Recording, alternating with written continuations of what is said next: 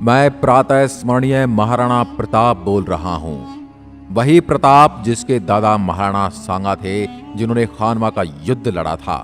मैं वही प्रताप हूँ जिसके पिता राणा उदय सिंह को बचाने के लिए मां पन्ना ने अपने बेटे का बलिदान दे दिया था। मैं उसी मां मीरा का भतीजा हूँ जिसकी तुलना द्वापर की राधा से की जाती है, जिसने कृष्ण भक्ति का ऐसा रस भरा जिसे चित्तौड़ धन्य हो गया। मैं वही महाराणा प्रताप हूँ जिसके चेतक और राम प्रसाद जैसे स्वामी भक्त का साथ मिला। मैं वही महाराणा प्रताप हूँ जिसने अपने राष्ट्र की रक्षा के लिए जंगल जंगल भटका, लेकिन कभी किसी की अधीनता स्वीकार नहीं की। मैं वही प्रताप हूँ जो युद्ध भूमि में अपने बदन पर 72 किलो का कवच और हाथ में 81 किलो का भाला लेकर चलता था। मेरी 2 तलवारों का वजन 208 किलो था। मेरी लंबाई 7 फीट और वजन 110 किलोग्राम था। मेरा जन्म 9 मई 1540 को कुंभलगढ़ में हुआ था। मेरी माँ का नाम जयवंता बाई और पिता का नाम राणा उदय सिंह था। मेरे 23 छोटे भाई और 2 बहनें थी। मेरा जन्म हुआ तब दिल्ली पर मुगलों का शासन हुआ करता था और मुगल शासक अकबर ने चित्तौड़ को चारों तरफ से घेर लिया था। तो मेरे पिता उदय सिंह ने अकबर से लड़ने की बजाय चित्तौड़ को परिवार सहित छोड़कर उदयपुर आना चुना था और चित्तौड़ का कार्यभार मेड़ता के राजा जयमल और आमेट के पत्ता के हाथ में दे दिया था, जिसका मैंने विरोध किया, लेकिन उसका कोई फायदा नहीं हुआ। अकबर ने मेड़ता पर अपना आधिपत्य 1562 में ही जमा लिया और साथ ही अकबर चित्तौड़ पर भी आक्रमण करने आ पहुंचा। जब अकबर को पता चला कि किले में राणा उदय सिंह नहीं है, तो उसने एक जयमल को एक संदेश भिजवाया कि आपको मेड़ता का राज वापस कर दिया जाएगा, आप चित्तौड़ को हमें देकर अपने राज्य में वापस चले जाओ। लेकिन जयमल ने अपनी वापसी में बहुत करारा जवाब दिया कि है गढ़ मारो मैं हूं धनी, असुर फिरे किम आण, कुच्चा जो त्रिकूटरी दीदी मने दीवान। यानी कि ये गढ़ मेरा है और एकलिंगजिंग के दीवान मेवाड़ के राजा किले की चाबी मुझे देकर गए हैं, इसलिए जब तक मैं जिंदा हूं किले को कोई दुश्मन अंदर नहीं आ सकता। इसके बाद अकबर ने उनको थोड़ा और लालच दिया कि मेड़ता के साथ आपको नागौर भी देने के लिए तैयार हूं, आप चित्तौड़ छोड़कर चले जाओ। पर इस पर जयमल ने जवाब दिया कि भूख न मिटे मेड़ तो और न मिटे नागौर, रजवट भूख अनोखड़ी मरिया मिटे चित्तौड़। यानी कि न मेरी भूख मेड़ता से मिटनी है और न ही नागौर से मिटे एक राजपूत की वीरता की भूख है, वो मेरे मरने के बाद ही मिटेगी। इसके बाद अकबर के पास कोई विकल्प नहीं बचा और लगातार अपनी तोपों से चित्तौड़ पर आक्रमण करने लगा। और वो दिन में चित्तौड़ की दीवार तोड़ता, लेकिन रात में जयमल उस दीवार को वापस चुनवा देते। एक रात को जब जयमल वापस दीवार को चुनवा रहे थे, तब अकबर ने देख लिया और अपनी संग्राम नामक बंदूक से जयमल को गोली मार दी, जिससे जयमल घायल हो गए। और उसके बाद अकबर चित्तौड़ पर आक्रमण कर देता है, जिसके बाद जयमल के पास केसरिया और जौहर करने के अलावा कुछ बचता नहीं है, क्योंकि किले में खान पान के लिए कुछ बचा नहीं था और बाहर अकबर डेरा डालकर बैठा था। उस समय फूल कुंवर के नेतृत्व में जौहर किया गया कि पत्ता चुंडावत की पत्नी थी और जयमल की बहन थी। इसके साथ ही पत्ता की मां ने भी जौहर किया। तो 23 फरवरी 1568 की रात की एक ज्वाला किले से उठती हुई 13,000 रानियों ने अपने छोटे छोटे बच्चों के साथ जौहर किया। इन आग की लपटों को देखकर अकबर के सिपह सलार समझ गए जौहर की आग है और राजपूत केसरिया करने के लिए तैयार हैं। अब पुरुष सर पर केसरिया पगड़ी बांध कर लड़ने को तैयार हो गए। जयमल रोने लग गए कि मैं कितना बदनसीब हूं, घायल अवस्था में होने की वजह से मैं लड़ाई में भाग नहीं ले सकता। लेकिन उनकी इस व्यथा को देखकर एक सैनिक आगे आया, जिसका नाम था कल्लाजी राठौड़। उन्होंने कहा कि आप मेरे कंधे पर बैठकर युद्ध लड़ें। इस तरह जयमल भी युद्ध के मैदान में उतरे और कल्लाजी के कंधे पर बैठकर युद्ध लड़े। इसी वजह से कल्लाजी राठौड़ को 4 हाथों का देवता कहा जाता है। जयमल और पत्ता इस युद्ध में काफी बहादुरी से लड़े और वीरगति को प्राप्त हुए। उस दिन मेवाड़ के वीरों ने ऐसी वीरता दिखाई कि महज 8,000 सैनिकों द्वारा 48,000 मुगल सेना को काट दिया गया। अकबर ने किले पर कब्जा तो कर लिया, लेकिन सिवाय राख के उसके हाथ कुछ न लगा। और इस युद्ध के बाद अकबर को किले में कुछ नहीं मिला, तो उसने बहुत बड़ा नरसंहार किया, जिसने उसे 30,000 मासूमों को गाजर मूली की तरह कटवा दिया और उनकी मीनारें चिनवा दी। चित्तौड़ पर 2 ही बड़े नरसंहार हुए, जिसमें एक खिलजी ने किया और दूसरा अकबर ने। इस युद्ध में जयमल और पत्ता मरने के बाद भी अमर हो गए और किसी दूसरे किले के लिए इस तरह मिटने की गाथा भी आप राजस्थान के सिवा कहीं सुन नहीं पाएंगे। जयमल और पत्ता की बहादुरी से अकबर अति प्रभावित हुआ और बाद में उसने जयमल और पत्ता की मूर्तियां अपने आगरा के किले में बनवाई, जिसके बाद में अंग्रेजों ने तोड़ दिया।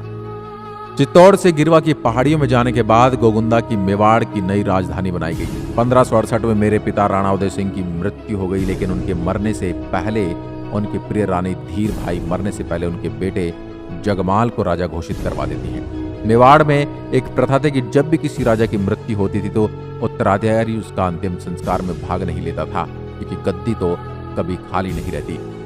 सभी मुझे पिता के अंतिम संस्कार में देखकर हैरान थे और मुझे अंतिम संस्कार में देखकर मेरे ननिहाल से मान सिंह सोनगिरा ने आवाज उठाई कि प्रताप को राजा किस हिसाब से नहीं बनाया गया। मेवाड़ पर लगातार आक्रमणों के चलते प्रताप के अतिरिक्त शक्तिशाली राजा कोई हो ही नहीं सकता। उस समय राजा के राज तिलक का अधिकार सलम्बुर के सामंत के पास था। तो मान सिंह ने सलुम्बर के तत्कालीन सामंत कृष्णदास जी चुंदावट से सहमति पूछते हैं तो वह भी मेरे लिए सहमति देते हैं। सभी सामंत और प्रजा मिलकर मुझे राजा बनाती है। उस समय के स्वतंत्रता में लोकतंत्र की स्थापना थी और जब जगमाल को यह सूचना मिली तो वह वहां से नाराज होकर अकबर के पास चला गया और उसके बाद अकबर उसे जहाजपुर की एक जागीर दे देता है और उसके बाद उसको आधा सिरोही भी देता है। उसके बाद 28 फरवरी 1572 में विधिवत रूप से राज तिलक कुंभलगढ़ किले में किया गया। जैसे ही मेरे राजा बनने की सूचना अकबर के पास पहुंची तो उसने संधि के लिए दूत भेजे कि युद्ध करने की बजाय मुगलों से संधि कर लें। उसने सबसे पहले जलाल खान कोर्ची को भेजा। जब उससे बात नहीं बनी तो उसने एक हिंदू राजकुमार मान सिंह को भेजा। तो आमेर का राजकुमार था और आमेर ने सबसे पहले अकबर की अधीनता स्वीकार कर ली थी। अब मान सिंह आता है तो उसकी भेंट मेरे बेटे अमर सिंह से होती है और इससे ही मान सिंह झल्ला जाता है कि राणा प्रताप मेरे से मिलने क्यों नहीं आए और इससे नाराज होकर वह युद्ध की चुनौती देकर चलने की बात करता है। तो युवराज अमर सिंह पीछे से आवाज देकर कहते हैं, अगर युद्ध करने आए होते तो फूफा अकबर को भी साथ लेकर आना। इस कथन को सुनने के बाद तो मान सिंह आग बबूला होकर वहां से चला गया और जाते ही वह अकबर से सेना की मांग करके मेवाड़ पर आक्रमण करने के लिए कहता है, लेकिन अकबर इसकी अनुमति नहीं देते। वह तब भी युद्ध के लिए तैयार नहीं था तो उसने एक और दूत भेजा जिसका नाम था भगवंत दास, जो उस समय आमेर के राजा थे। जब आमेर के राजा मेरे से मिलने आए तो मुझे अकबर की अधीनता स्वीकार करने के लिए मनाने लगे।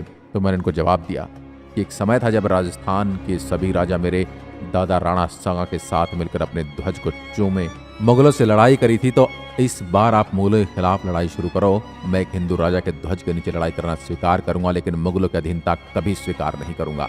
इसके लिए भगवान दास जी नहीं माने और वह वापस लौट गए। उसके बाद अकबर ने अपने वित्त मंत्री टोडरमल जी को भेजा। टोडरमल जी ने आकर समझाया कि अकबर का कितना खजाना है, मेवाड़ उसके सामने टिक नहीं पाएगा।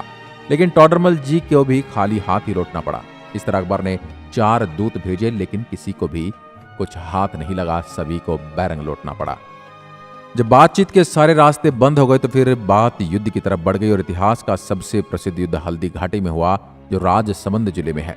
इस पर मिट्टी का रंग हल्दी जैसा पीला है, इस वजह से इसे हल्दी घाटी कहते हैं। 18 जून 1576 को युद्ध हुआ।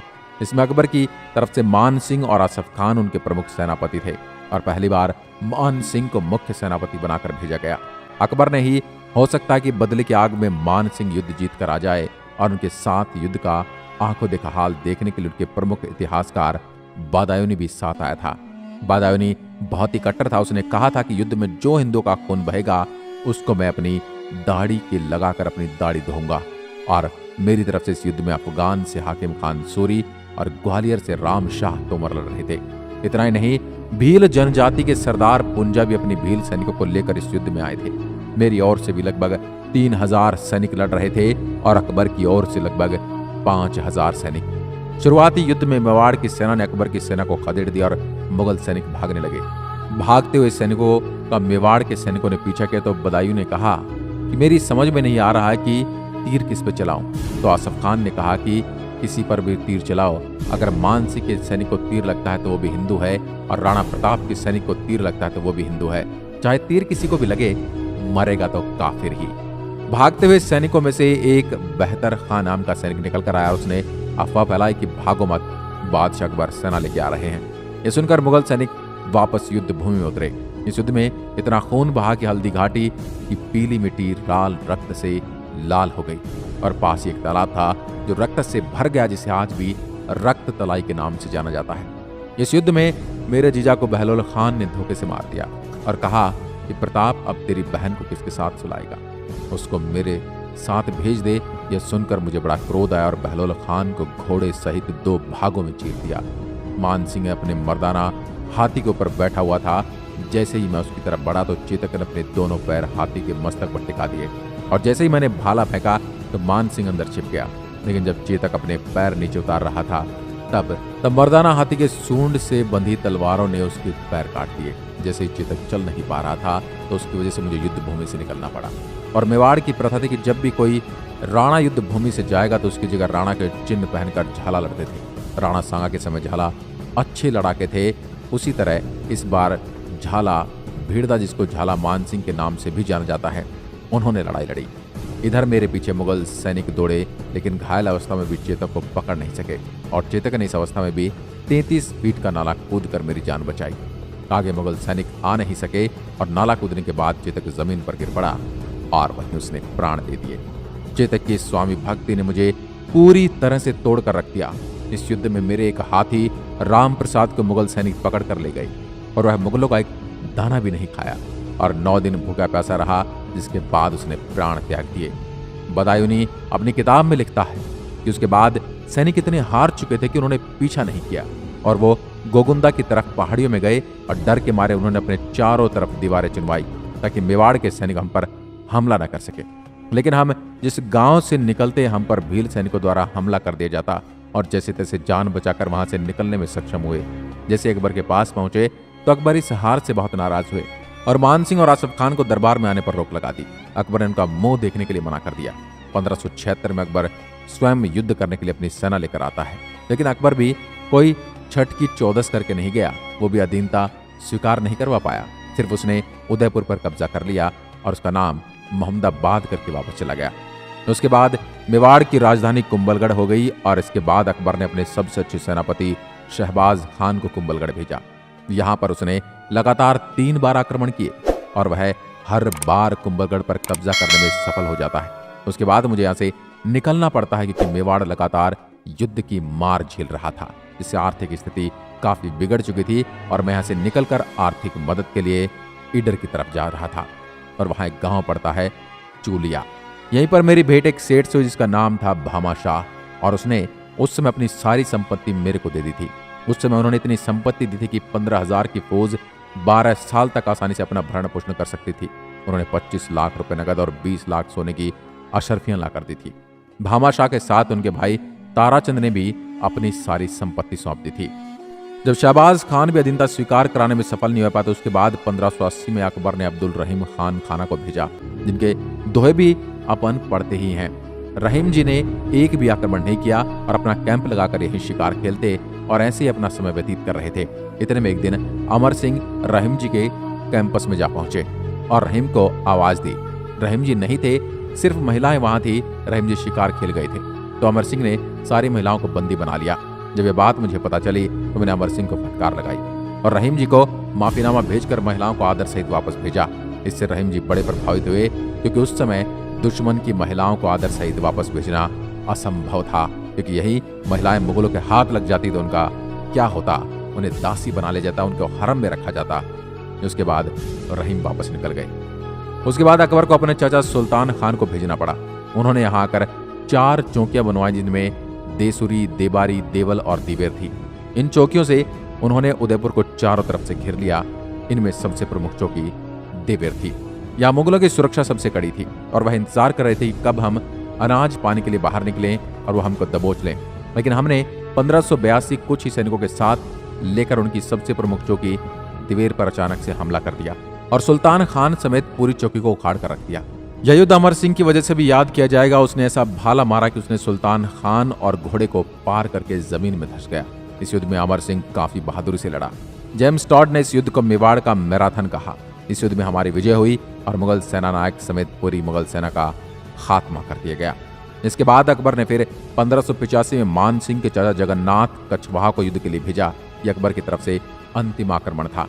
इसके बाद अकबर ने कोई आक्रमण नहीं किए, लेकिन इससे मेरे को गुस्सा आया और मैंने आमेर पर आक्रमण कर दिया।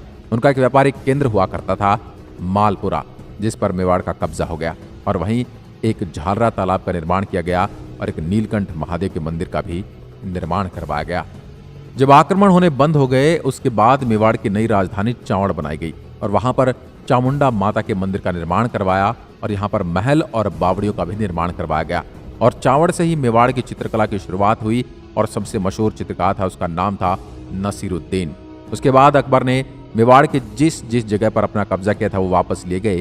सिर्फ 2 किले वापस नहीं ले पाए, जिसमें एक था चित्तौड़गढ़ और दूसरा था मांडलगढ़। इन 2 किलों को छोड़कर संपूर्ण मेवाड़ को वापस जीत लिया गया और 19 जनवरी 1597 को ही मैंने चावड़ के अंदर अंतिम सांस ली। और यह समाचार सुनकर कहते हैं अकबर के आंखों में भी आंसू आ गए। दोस्तों, तो ये थी प्रातः स्मरणीय महाराणा प्रताप की जीवन गाथा। हम तो उनके बारे में क्या ही कुछ बोलें, वो अपने आप में एक महान योद्धा हैं।